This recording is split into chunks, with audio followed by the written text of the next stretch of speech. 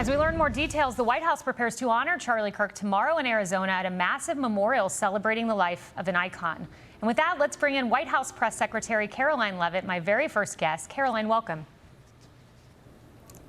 Thanks for having me, Kaylee. I'm honored to be your first guest, and congratulations on your new show and your new baby, too. Thank you. I've got a 3-month-old, for those of you who don't know. Karoline, great to have you.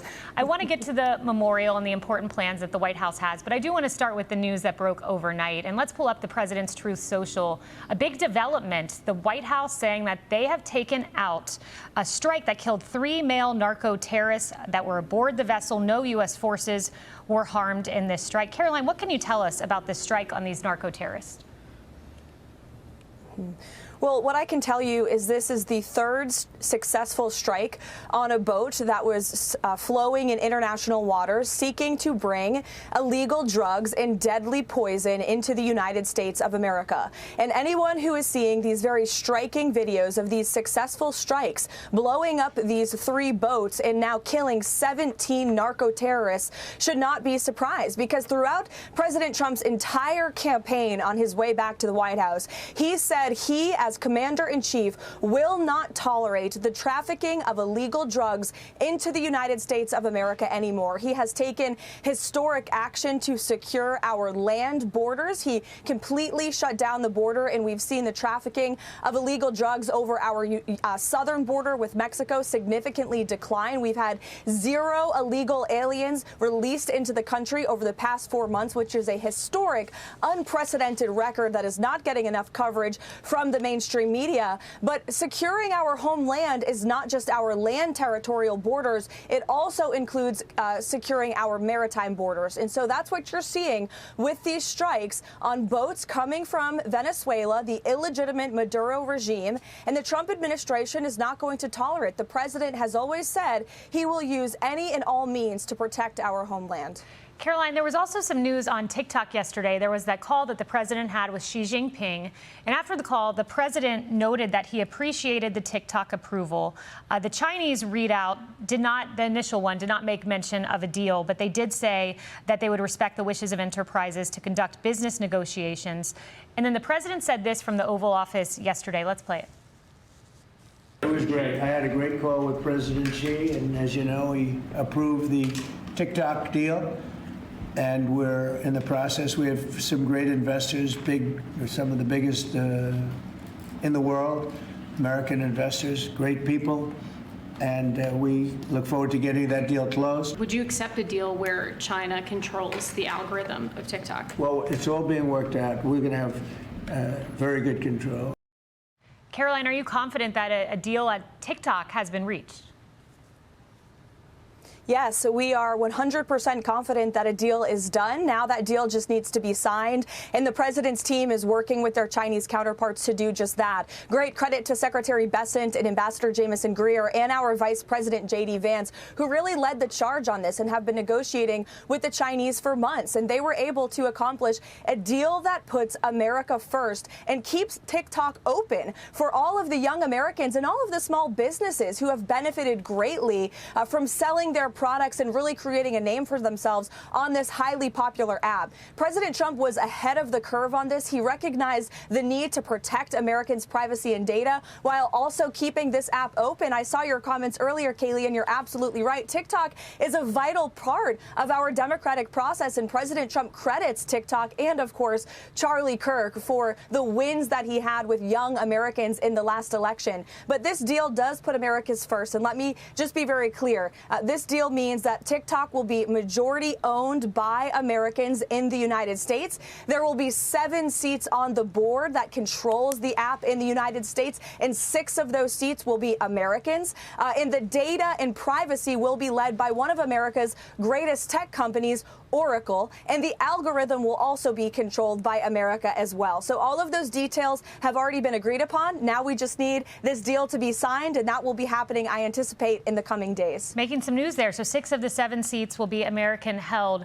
Sounds like a deal that puts American interests first. Karoline, a lot of news happened while you guys were overseas. Right. I know those foreign trips, they can be a slog, and the news doesn't stop. And one such news event that happened was Jimmy Kimmel and his suspension. And I have seen no reporting that there was pressure from the White House on Jimmy Kimmel. There were public comments made by Carr, but no indication that there was a discussion with Sinclair or the like, but that would be lost upon much of the media.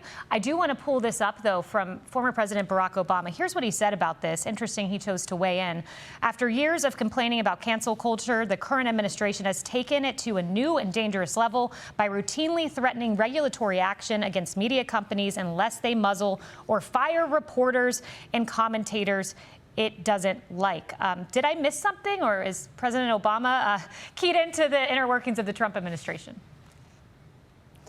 With all due respect to former President Obama, he has no idea what he's talking about. The decision to fire Jimmy Kimmel and to cancel his show came from executives at ABC. That has now been reported, and I can assure you it did not come from the White House, and there was no pressure given from the President of the United States. And how do I know that, Kaylee? Because I was with the President of the United States when this news broke in the United Kingdom. We were enjoying the beautiful and spectacular state visit that was put forth by the royal family and the Prime Minister of the UK, Keir Starmer. And I actually brought this news to President Trump's attention. He had no idea this was happening. It was a decision that was made by ABC because Jimmy Kimmel chose to knowingly lie to his audience on his program about the death of a highly respected man when our country is in a state of mourning. That was a decision that he made, and he is now facing a consequence for that decision and for that lie.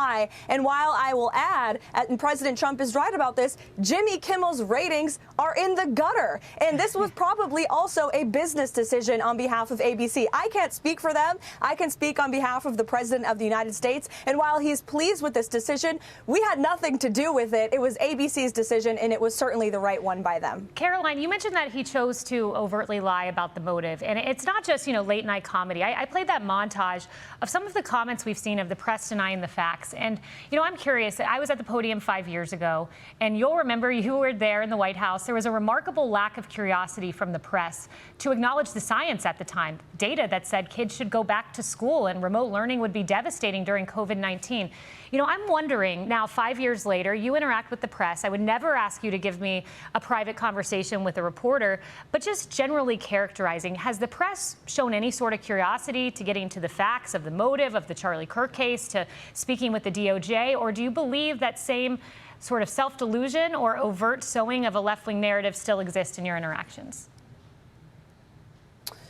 Well, I think that the press, unfortunately, still are blinded in many ways by their liberal worldview. And they all come from the same perspective. And I watched you when you had my job, Kaylee, and I take that same approach now, just walking into the briefing room knowing that the people in that room do not see the world in the same lens that we do in the Trump administration. And so it's my job to relay the truth and the facts to the press corps and really force those facts to break through, because they don't have an interest in reporting them as long as the facts don't align with their worldview and their perspective. And that goes back again to Jimmy Kimmel. He was trying to say that MAGA was desperately trying to blame Charlie Kirk's death on the left to score political points. Are you kidding me? The U.S. attorney in Utah and local and state law enforcement said that this killer had a leftist ideology and was driven by politics in his heinous assassination. Those are the facts, but because it didn't fit Jimmy Kimmel's narrative,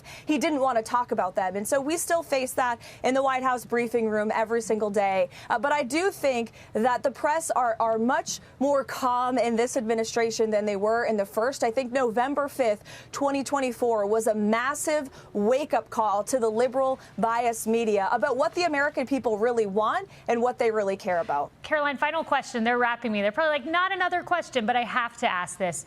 Charlie Kirk and what he meant to your faith. You are bold and beautiful, and you wear your cross at the podium often. And I just want to know what he meant to your faith. I saw your beautiful testament to him last week at the Kennedy Center. Yeah, thank you for asking. Charlie was an amazing man. He was not only an influential political commentator, but he was a man of great faith, of deep faith. And, before I take the podium, I always pray to our Lord and Savior, Jesus Christ. I will continue to do that. And I will continue to think about Charlie and how he so boldly spoke the truth and courageously spoke about his faith. And I know so many, the president, the vice president, the Speaker of the House, we have cabinet secretaries who will be speaking at his memorial service tomorrow in Arizona. We're actually taking 2 planes full of White House staff. That just speaks to how many people he touched at the highest levels of our government, and he will surely be honored and remembered tomorrow. Beautiful. Caroline Levitt, thank you. I'm Steve Doocy. I'm Brian Kilmeade. And I'm Ainsley Earhart. And click here to subscribe to the Fox News YouTube page to catch our hottest interviews and most compelling analysis.